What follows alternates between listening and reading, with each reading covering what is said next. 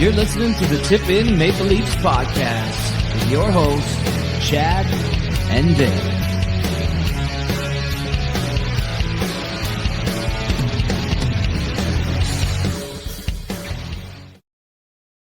Hey, everybody. Welcome to the Tip In Maple Leafs podcast, episode number 307. I'm Chad. I'm Dale.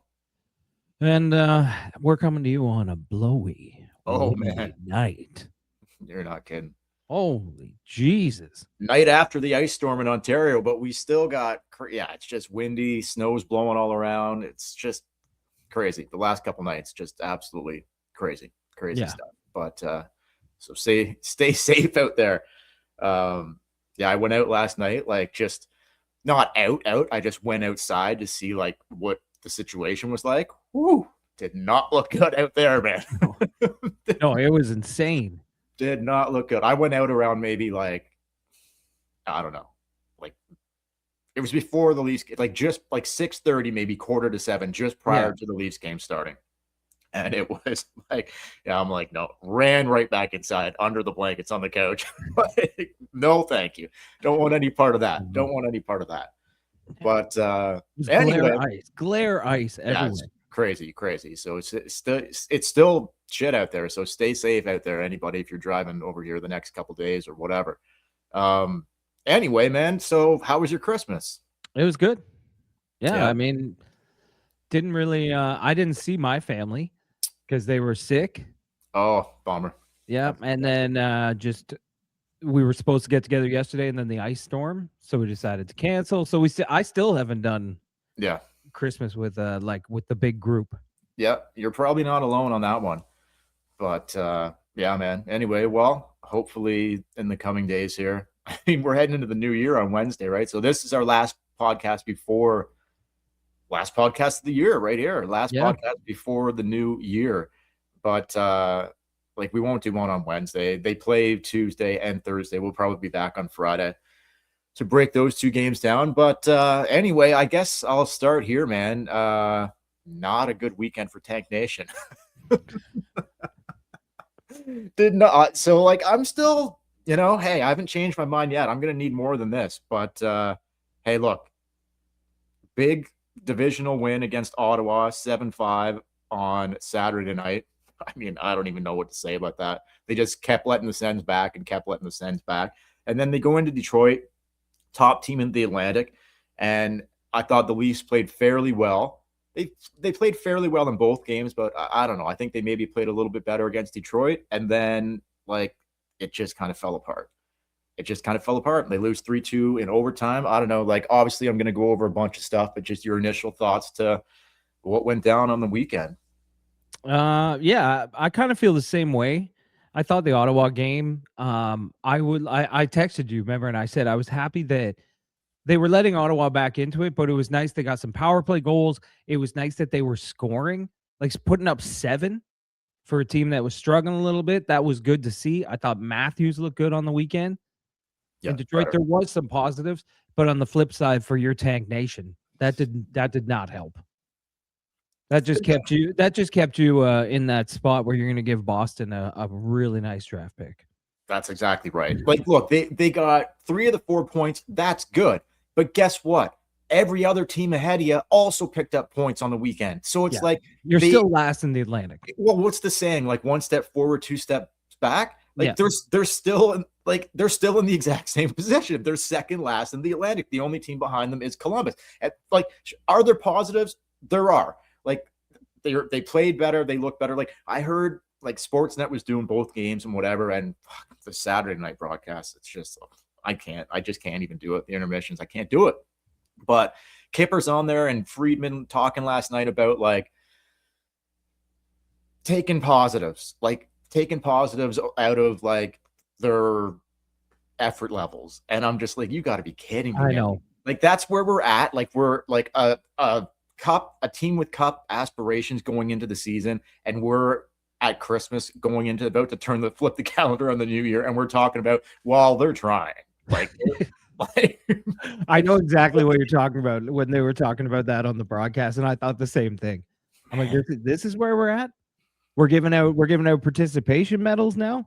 I know. Like they look a lot better. Like they're trying. The effort's more of an effort, right? Yeah. Oh, great. Compete levels more involved. Like, okay, thanks. We're 40 fucking games into the season. Like, come on, man. I don't know. And it's the NHL. I don't care if you're a team that's not supposed to make the playoffs, a team that's, you know, destined to win the division, go to the playoffs, win the cup. I don't care what you are. There's like you were expected to show up and try every night. That is just your job. That's what you're paid millions of dollars to do. And we're patting these guys on the back. Hey, hell of an effort. It's crazy, dude. Effort. It's like It's house crazy. leaders. It's completely insane. I don't know, man. Do you think that, like, okay, they look better? There was a lot of things, and we can go over some of this stuff, but like, I just not sure how much it matters. Like they kind of made their bed. Like they made their bed. It's too late. It's almost like it's not too late, but like this next month here, between now and the Olympic break, that's it. Like you're either that's going to tell it all. Like they either go on a fucking, like they're literally in a spot, I think, Chad. Like if they lose 3 or 4 more games in a row, it's over, dude. Like they can't have another one of those. It's over. If you get to the 50 game mark and you're still in the bottom, I mean, it's Detroit's 10. We're talking about, okay, they're 2 points out of a wild card. They're 10 points at a top spot in the conference or in their division. So like, or 9 points, whatever. But 2 points out of a wild card. 2 points out with 1, 2, 3, 4, 5, 6 teams to jump. I thought it was more. Yeah, I thought it was more than that, including the 2 wild card teams. It would be 8. It'd be 8 if you want the top wild card spot. But I'm just saying, like, you have all those teams in front of you. So yeah, you're only 2 points out of the second wild card spot, but all those teams, you have to get points while all those teams don't get points. And every night they're playing each other. Overtime games, there's extra points available. Of course. But you know what? If they don't make the playoffs this year, do you think that like they shot themselves in the foot with their, if they go on a run here and they just miss, I mean, you shot yourself in the foot. You were terrible for the first 3 months of the year. Dude. Yeah, of course. Like they've made their bet. So they're either do something to make the bet a little messy coming down the home stretch here, or Tank Nation, baby. Or just get in and lay in your bed that you already made. Like they did it to themselves. Like that's the end of it. But listen to this. I know that like they got Jersey and then Jersey's their only game left in 2025. Yeah. When it flips over to the new calendar year, I know Winnipeg hasn't played well, but it's still as of late, like they're not in a playoff spot either, but it's still the Jets. Islanders, they've been good. Panthers, never going to be easy. Philly, I don't know, whatever. Vancouver, whatever. Colorado, Utah, Vegas, Jets again, Minnesota, good luck there. Detroit again. Detroit's already beat them 3 times this season. Vegas, Colorado again. How's that sound for the month of January? Oh, that's like a breeze. Right. So it's like a lot of hard games there. Will they elevate their level of play to compete against like some of those teams? Maybe. You got Vegas twice in the month of January. You got Colorado twice. You got Minnesota. You got the Jets twice. Well, I will say this. Like, I know we're making fun of them for patting them on the back for giving an effort. No, we can do positives. We can do positives. One positive is I've said it so many times on the podcast this year that I just don't even like watching the team. But I will say that on the weekend, the Ottawa and Detroit game were actually fun to watch. Like better. Sure. It was better. It was more entertaining. Yep. But that's where we're at right now. You gave me a little bit of entertainment, and I'm hard as a rock. Okay, so I got some stuff here. Matthews, power play, some other things too. Let's start with Austin. So obviously, what they have off? Christmas Eve, Christmas Day, Boxing Day. So a 3-day break. They played on the 23rd. That was their last game in the afternoon against Pittsburgh. So, you know, a couple of these guys must have got their stopping stuffed. Or no, stuff. That's tough to say. That? They're stockings. What did you even fucking say there? The stuffing stock? I don't know what stocked? I said. They got their stocking stuffed is what I meant to say. I don't know what I actually said, but you said 2 words I've never heard before. Stuffings stocked? No, that's what you said. You said stuffing stocked. Okay, so I think. Yeah. Anyway, Jamie, play that back, please. Okay, so stockings stuffed, but stuffed stockings, however you want to say it. I don't know. Whatever. Your stocking stuffed. A couple of these guys clearly got it stuffed. Right. Okay, over the break. That's where I was trying to go there. Austin Matthews. So better, obviously better. Like we can get into the power play like at the same time. So like let's just coincide these two into one conversation. Like the power play looked better. So like Steve Sullivan comes in, right? Like they haven't had a practice. They haven't had one practice. No. But like they were sure there'd be video and stuff like going on, you know, before games. And of course there'd be like going over videotape. But like, is that not just them being like, go out and play, guys? Like, just don't even forget the X's and O's. Just go out and try to put one in the fucking net. Like, because they've had no time to practice it. Or what do you think? Like the power play boost, and then just Matthews looking a little better over the weekend. Well, a lot better, really. But what do you just him in the power play? I don't know if the power play has anything to do with Matthews. No, like just both things though.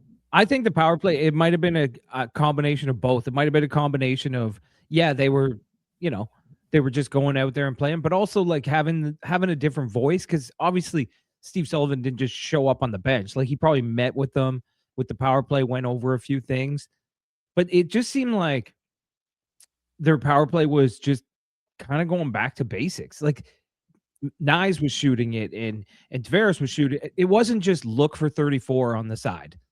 It was a little bit different. At the same time, it could have done that with Mark Savard too.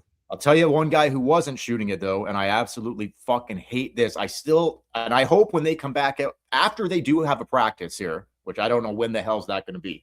I hope that they come out and Morgan Riley is not on the fucking point on the power play. Honestly, God, if it's not Ekman Larson, let's just say it's Stetcher, and we're going to get into him in a second here too. But like, let's just say it's Stetcher. How many times do you think Stetcher, if he had the puck at the point, would just fire it at the fucking net? Why does Riley always have to look for a fucking pass every single time? Can he not just shoot the puck? I don't think he trusts himself. He does not get the puck through. So then really they're playing 4-on-4 because nobody that's defending the other team's penalty killers, they don't care. They're not even concerned about Morgan Riley out there. No. You have to have somebody up there that you're like, if Stetcher's there, you got to put a guy. But can Stetcher get the puck? Stetcher has a shot, but can he get the puck through? That's what makes a great defenseman on the power play. Someone who can get it through traffic on the net. I don't know if he can, but he would try. This guy's not even Larson can. Like, I don't understand why it's not OEL. He can do it. You know what? Okay, put Ekman Larson on the top unit, put Stetcher on the second unit, and put Riley on the fucking bench. He doesn't need to be playing the power play, period. Well, maybe, I mean, you just got a new coach in there with Steve Sullivan. He's probably going to put Riley in there. That doesn't make any sense to me. I know it doesn't make any sense. We've been watching this a long time, but he's new to the game. He is dog shit on the power play. I'm sorry. Morgan Riley, like it was better on the weekend. He wasn't the reason why. He wasn't the reason why. They were just on it more. That's all it was. They were just on it more. They weren't just one and done. They were actually getting to rebounds. They were getting the puck back. They were shooting it more. But it had nothing to do with Morgan Riley. I don't know why OEL's not there. He gets the puck back there all the time. Every time he gets it. Everybody does. Every power play is run through the back. Are you not just like, oh God, he's not going to make a play? Like he tries to he's looking to facilitate all the time. Yeah. He's looking to fucking pass the puck. Just put it on the fucking net, dude. Yeah, and you're right too. Without him being a threat to shoot, you're just going to kind of wade back and you're not really going to go at him because that's what, if you are a threat to shoot, you can skate around, drag someone with you, make a pass. It's an open lane. You can open things up. He doesn't do that because they're like, this guy's not going to shoot. And if he does, it's going to be a soft wrister off my shin pad. That's crazy. It's crazy. Okay. Anyway, do you have DraftKings? I do. Yeah. Okay. When we come back from DraftKings, we're going to get into the man, the myth, the legend himself, Troy Stetcher, big time. But fire it up, Shabby DraftKings. The jaw-dropping moments that make hockey hockey. You can experience them all with the DraftKings Sportsbook, the official sports betting partner of the NHL. So listen up, everybody. This one's for you. If you bet $5 and you win, you'll get $200 in bonus bets instantly. And you're probably asking yourself, how do I do this? Well, you download the DraftKings Sportsbook app. Use code THPN. That's code THPN. You turn $5 into $200 in bonus bets instantly if your bet wins. This is all in partnership with DraftKings and the Hockey Podcast Network, where the crown is yours. If you have a gambling problem, call 1-800-GAMBLER. If you're in New York, call 877-8-HOPE-NY or text HOPE-NY.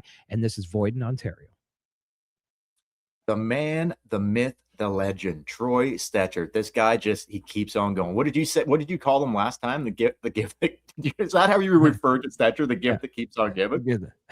That's the gift that keeps on giving the whole year, Clark. I don't know if that's what you said about him or not. Something like that. But man, this guy, and I didn't miss it. I honestly was flipping back between Tampa was playing Florida on Saturday night at the exact same time the Leafs were playing Ottawa, and those teams fucking hate each other. Like, I don't know if you saw any of the highlights. I saw the highlight. I had a feed to watch it live, so I was watching it live. So I'm flipping back and forth. I'm like, I kind of want to see the end of the Florida Tampa game because I know there's going to be shit go down because there was shit going down all night. So I saw the Leafs had scored an empty netter and they were up by 2. Yeah, they ended up winning 7-5, right? Yep. So I'm like, okay, they're going to close it out here. Like, they're going to win it. So I missed the whole, I did not see it live. Like, you texted me after and you're like, did you see Stetcher at the end? I'm like, no, I missed it. What happened? And I saw the replay, obviously, I saw what he did there. He's just going nuts. Yeah, the horn goes, he gets out of the scrum and he's just trying to get the crowd going. The game's over. He's got his hands up. He's like, come on, like WWE, incredible for it. Yeah. It was incredible. I don't know if it was the scrum, but a part of me is kind of feels like the players are trying to get the fan. They know the fans have kind of turned on them a little bit. Wow. And some of them probably don't give a shit. But a guy like Stetcher's like, come on, baby. Come on, get back on this wagon. The guy that's been here for literally a cup of coffee, right? Yeah. And he's fucking leading the charge. That is crazy, really. And he had at the end of the game, he had no reason to go off. The horn had gone. He gave the guy a shove, and then he just lost his fucking mind. It was awesome. He's probably heard whispers in the media and just different things online about how he's become the fans really like this guy. I'm sure he's heard it right behind the scenes. So he's probably just well, you know what? I wouldn't mind sticking around here. The fan likes me, or the fans like me. Maybe I can make a home here for a few seasons and stick around because why not? Coach likes him. Well, okay, Benoit's being healthy scratch for Myers. I don't really get that one personally, but when Carlo's skating, apparently he's not too far off Carlo. So when Carlo comes back, it's Myers that comes out. Stetcher and OEL looks like that's going to be your bottom pair, does it not? Yeah, Benoit's going to be your 7th guy right now. Is that not what I don't know. Is that kind of, what do you think? Yeah, I think so. And I will, if we're talking about the D, I have to mention that I love having McCabe and Tanev back together. Makes a huge difference. Oh my God, they look good together. And even when they're walking in, they showed them walking in. All the guys are walking in Bobby McMahon had a Mickey Mouse sweater on. I know. And then you see Tanev and McCabe, and they just look old school. Veteran guys that know how to do it, man. They got the suits and the trench coats and their coffee and their slick back hair, and they're just we're gonna fuck some shit up tonight. Yeah, that's right. And on the ice, it's probably a big reason why they looked better the last 2 games because you finally have 2 defensemen who can break up plays by the other team's top units. It's awesome. Yeah, it's been great. So shout out to them and Stetcher. Yep. OEL, Stetcher, and Tanev and McCabe. And your 3rd pair of Riley and Myers. Well, that's what it is. I know, but it's crazy. Riley's the highest paid defenseman on the team. That's what it is, dude. But I wouldn't even be opposed to just Carlo and fucking Benoit being your 3rd pair if they can find something to do with Riley at the deadline. I don't know if that's going to be a thing or not, but no, you can't. We'll see. We'll see. At least take him off the fucking power play. Just let's start there. Just sit his ass on the bench for the power play. Just no special teams for this guy. 0.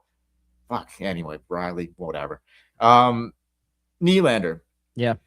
Looked pretty sharp on Saturday night, I thought. And then I didn't see what happened to him, but what happened? Lower body, something? Was it They said lower body, but it looked like on the broadcast that Well, yeah. Look, obviously it's groin. It's always groin. Little Christmas groin pull. Little Christmas groin pull. No, it looked like he kind of hyperextended his knee a little bit on So a play around the net, but they just, of course, the Leafs lower body day yeah, to day or like whatever the hell. left right away, didn't return, right? And then couldn't Yeah. play on Sunday night in Detroit. So they didn't practice today. Like we're doing this on, what is it? Yeah, Monday night.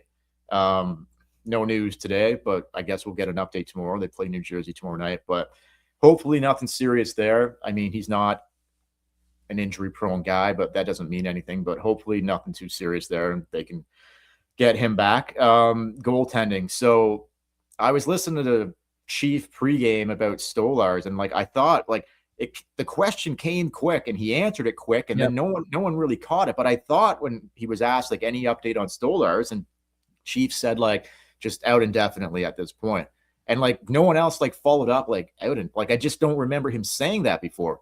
So like I don't know, fuck, out indefinitely. So like just. Is he done? Is he going to be done for the season? Like, if it kind of sounded I don't have the quote in front of me, but I remember you texted me, and I went back and found it. And he kind of just threw it in at the end. He's like, yeah, no update. He hasn't been skating yet. It's just indefinite at this point. And you're like, well, indefinite? Maybe he didn't. Maybe he said the wrong thing potentially, but maybe not. When you read it, you're like, no, he said indefinitely. Maybe he didn't mean to say that is what I meant. Like maybe but exactly like you said, that's the first time anyone said like we have no idea when he's coming back. Yeah. Again, it makes sense. Like we all knew that. He hasn't been on the ice in 3 months or 2. No. I don't even remember how long it's been. 2 months? No, almost November 11th. It's coming up on 3 months, and looks like so. Like think about how long. Like let's just say he got the all clear next week. Let's just say after this week, like after New Year's, like starting next week, start skating again. Just to start skating again. Then you're looking at a conditioning stint with the I can't speak tonight, but a conditioning stint with the Marlies. So the earliest, so that would take him out again for the entire month of January. The earliest you would see, and then you've got 3 games in the beginning of February before the break. We're not seeing this guy at the earliest until after the Olympic break. At the absolute earliest. It would be nice if he was skating before the Olympic break, because then at least he'd be, on the ice and he could do stuff over the break. And then when he gets back, when everyone gets back, he could have his little stint in the minors, come up and maybe start a game. But according to Chief, like that's nowhere in the future. Like I think this is trending for him as a total shutdown. Have you seen him around? Like, has the camera ever panned and he's up eating popcorn in the press box or anything? No. I saw him in the one, like when blueprint. When Hildeby got the shutout, his first shutout, he was at the rink that night. So was Wall. That's the only time I've ever seen him since November 11th. Just that one night. It's so weird that like he's just kind of disappeared. No media availability, nothing. Just nothing. Like, I don't know. It is weird. Whatever. We don't need to spend a ton of time there. No. I'm just losing faith in that. Like he's not. They're going to shut him down. Like he's not going to be able to come back this year and whatever. On the bright side, like I know Leafs are scrambling in the basement or whatever, but on the bright side, Hildeby looks good. That's what I was going to say. Like you're not losing anything with Stolars being out. I don't think. Well, it's not. It's definitely not that's not a 3-2 game. Maybe they don't get that point last night. Maybe it doesn't get to overtime if it wasn't for Hildeby. That's how well he played. He played really fucking well, right? Yeah. So I don't know. Yeah, like what a drastic step he's taken in just one season, right? Like now you've got it looks like a legit third guy that can play. Yeah. Like he's your number 2 right now, but like, I don't know. It's crazy. Like, thank God. Dude, where would they be without Hildeby? Like, I think they'd probably be behind Columbus. Well, yeah, that's where. Yeah, where are they with Hildeby? But that's not what I'm trying to say here. As far as they can go. Yeah, that's exactly right. But I think they showed on the broadcast last night that he's made more saves than the other 2, like this season. Like he's made more saves. He's made more saves in the Leafs net than Wall or Stolar. So anyway, yeah, shout out to the Beast. He's been good. I guess I've got maybe 1 or 2 more things before we go. Anything else? I guess like we should probably bring this up before we go. It looks like the coach and the GM are safe for the time being. Like Yeah. I don't see them now all of a sudden going out and making a coaching change or firing Brad Treliving. Do you? I think they dodged the bullet here. I For wouldn't now. say for now. They've dodged the bullet for now. They bought themselves a little bit of time. But if they, let's say you were talking about going into the Olympic break, if they go through the month of January sub 500 and are out of it, you've got the trade deadline coming up. You've got a CEO who just took over, who's going to have heat from the people above him. I could see things going, like I could see some house cleaning happening if that's the way it goes. Well, Like don't you think that? Don't you think that if they got to that point that they'd have to make a decision? Like we were this close to Berube getting the axe. I'm not sure. I'm not sure they were that close. I think if they didn't have that one stretch in November where they won, I forget what it was. Yeah. But it kind of just boosted them up a little bit. If they didn't have that little stretch, they would have had to do it. He probably would have been fired before Christmas. Yeah. So if they don't have that again, you have to do something. And like, then you have to make the decision. Do you want Treliving to be the guy to start to disassemble this team? These are all big decisions, man. And exactly. did you see Elliot on second intermission on Saturday night talk about Pete DeBoer? Yeah. Sending a message or something to Berube about like, I've been on the other side of that. This is the first time I've been on this side of it. Like saying he's not interested or you don't have anything to worry about as far as me taking the like that's crazy, man. Like, I don't know. I think that's a little insane. So even if they were to make a move, it wasn't going to be Petey DeBoer's anyway. It was going to be somebody else. Like, I don't know. Yeah. Well, according to Elliot Friedman, but that could just be a little like he knows his shit. Yeah. Like I think coaches in general, like I heard Berube talk about when he got fired in St. Louis, and he said he knew it. The reason he knew is because the GM came into his office, and he's like, I never really talked to the GM, and he never came down. So I knew when he walked into my office after a game that something was wrong. And I think the coaches and GMs don't talk. So I think DeBoer called him to be like, look, I haven't spoken to the Leafs. I'm not looking to take your job, and maybe take a little heat off Berube because this is a stressful time. Like, I think things would have to, like, they're going to have to really go on another skid here for that to happen, which could happen. But when does it just become a point of like, well, you're out like this? If they go on another skid, they're probably not making the playoffs to begin with.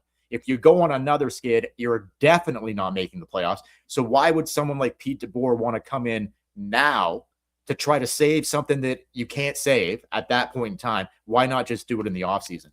Yeah, and I totally agree with that. I think if you're out of it, I think they made that mistake the last time when they fired Sheldon Keefe. They or actually, sorry, if you go back when they got rid of Dubas, they just kind of went in. I said this before. They kind of went into the recycle bin, and they were like, "Well, Treliving just got fired, so we'll make him our general manager." I would much rather a long process to actually find the right coach that fits with the team that you're putting together. Like, have a game plan. Don't just fire Berube, throw Pete DeBoer in. Have a game. That's if things go really awry, which we're pretty close. We're pretty close to that happening. And you never know. Like, it doesn't have to be Pete DeBoer. There'll be other coaches available in the offseason, 100%. So you never know who you might be able to snag. And exactly. And you don't know who it is. Like, look at Washington taking the Leafs assistant coach. And he's doing phenomenal in Washington. Like Carver, didn't you win? Didn't you win Coach of the Year last year? I think he did. 100%. I think he did. Yeah, he did. But you could, if you have a game plan, if you go into the offseason and you're like, okay, look, we're going to get rid of these pieces. We're going to try to build a team, I don't know, with more speed, more skill, something like that. Let's find a coach that can work with these guys. Maybe you bring, like, if Austin Matthews is sticking around, you bring Austin in. And you're like, what type of coach brings out the best in you? And you kind of go down that road. You get a game plan going.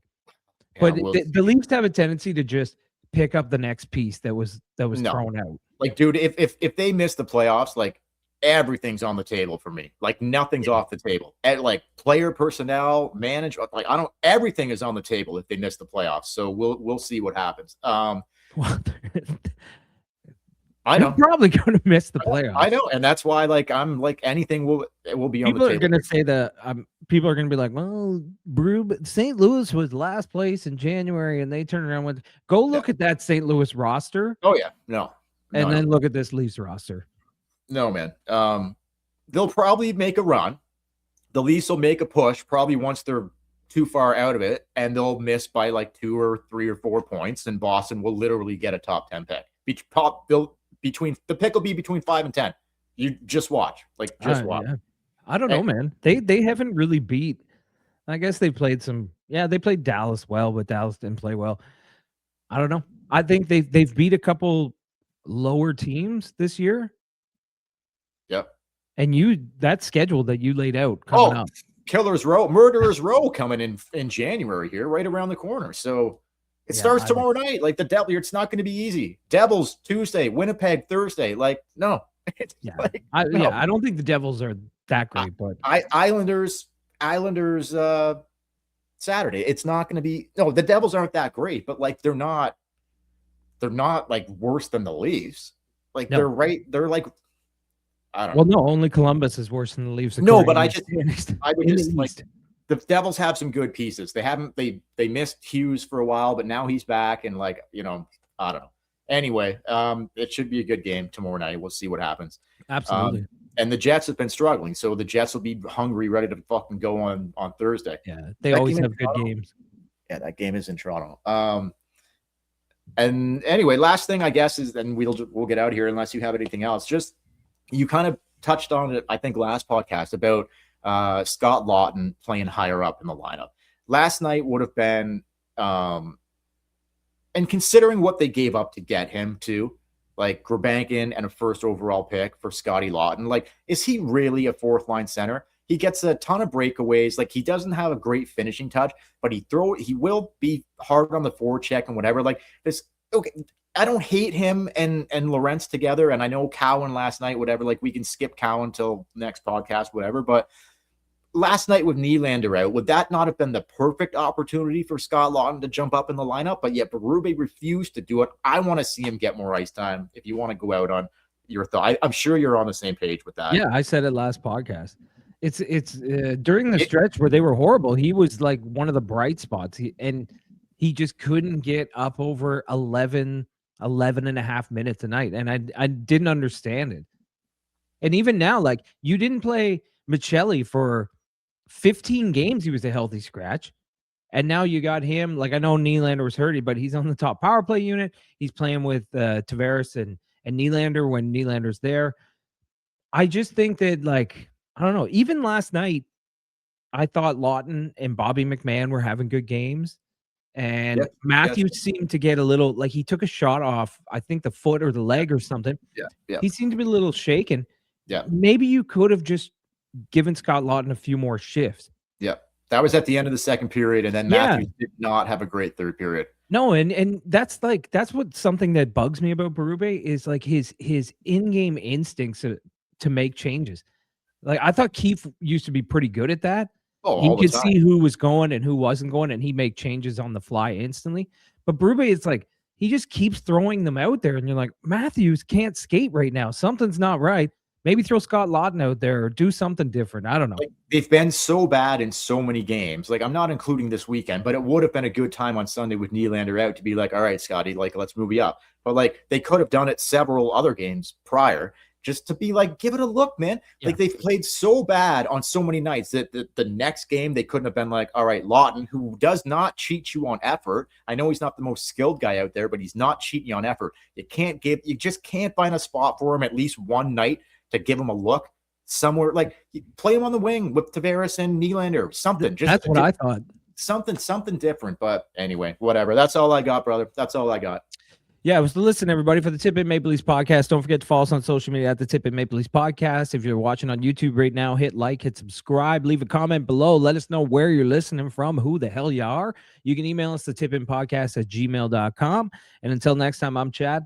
I'm Dale. We will. Have a safe and happy new year, everybody. Chad and I will be back after the next two games, New Jersey and the Jets, to break it all down, probably sometime on Friday. Be safe out there on New Year's Eve.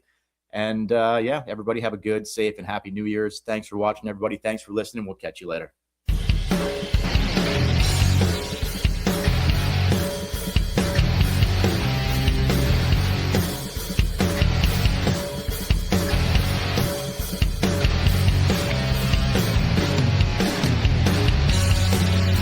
You're listening to the Tip In Maple Leafs podcast with your hosts, Chad and Dan.